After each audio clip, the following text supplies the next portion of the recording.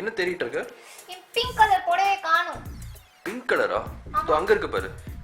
ஐயோ, இந்த pink colour கிடையாது. அப்புறம் பிங்க் கலர், ஹாட் பிங்க்ல, கிரீன் பார்டர்ல, ப்ளூ கலர் ஸ்டோன்ல, yellow கலர் பட்டு, அதெல்லாம் வச்சு எவ்வளவு அழகா இருக்கும். ப்ளவுஸ் கலர் வேற மாம்பழ கலர்ல இருக்கும். எவன் தான் இந்த சாரீலாம் கண்டுபிடிச்சானோ? யார் கண்டுபிடிச்சா நான் சொல்லவா?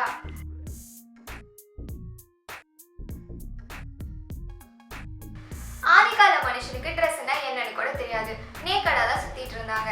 ஆனா அவன் முதல்ல அவனோட பாடியை கவர் பண்ணதுக்கான காரணமே அங்க இருந்த கிளைமேட்டிக் கண்டிஷன்ஸ் தான்.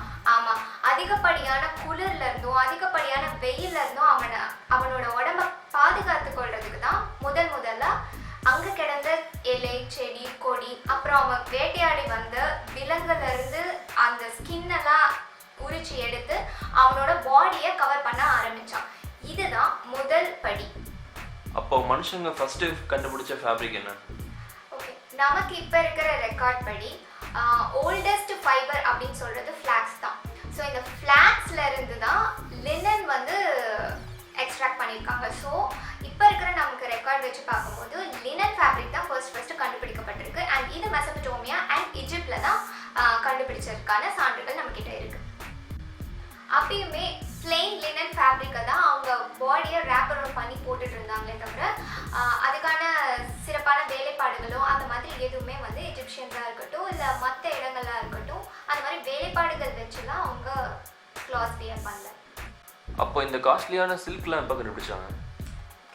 அதுக்கு நம்ம 3000 BCக்கு தான் டிராவல் ஆகி போகணும். ஏன்னா அப்போ சைனாவை ரூல் பண்ணிட்டு இருந்த ஒரு எம்பரரோட வைஃப் தான் இந்த சில்கை கண்டுபிடிச்சாங்க அப்படின்ற மாதிரி ஒரு கதை இருக்கு.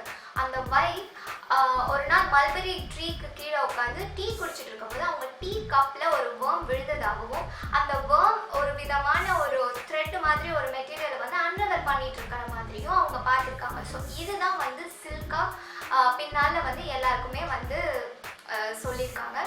ஸோ வாட் எவர் சில்க் வந்து சைனால தான் கண்டுபிடிச்சாங்க. அது மட்டும் இல்லாமல் டையிங் கான்செப்டும் சைனீஸ் தான் கண்டுபிடிச்சாங்க.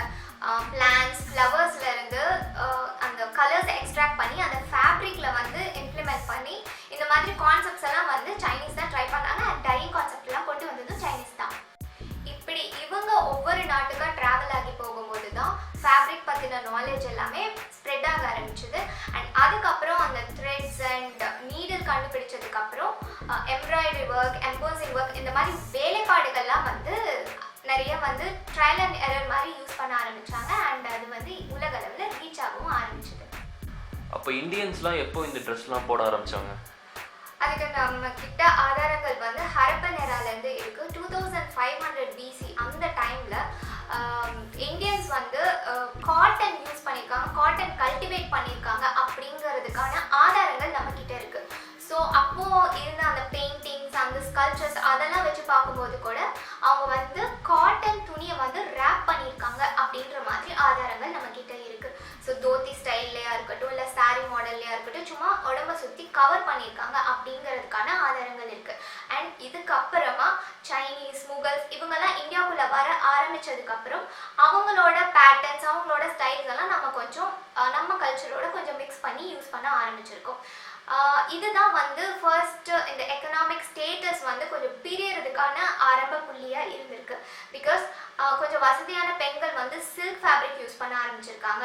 கொஞ்சம் மீடியம் கிளாஸ் இல்லை வசதி இல்லாதவங்க தான் வந்து காட்டன் ஃபேப்ரிக்கோ இல்லை மற்ற லோக்கல் ஃபேப்ரிக்கோ அதில் கிடைக்கிற துணி வகைகளெல்லாம் வாங்கி உபயோகிக்க ஆரம்பிச்சிருக்காங்க. அதுக்கப்புறம் 1700s power looms, 1800s chewing machine, இப்படி ஏராளமான விஷயங்கள் மெஷினரிஸ் எல்லாமே கண்டுபிடிக்க ஆரம்பிச்சாங்க. அதுக்கப்புறம் இப்போ வரைக்கும் கூட நிறைய மாற்றங்கள்லாம் வந்துட்டே இருக்கு. டிஃப்ரெண்ட் ஃபேப்ரிக்ஸ்லாம் இப்போ வரைக்கும் கூட கண்டுபிடிச்சி யூஸ் பண்ணிட்டு தான் இருக்கும்.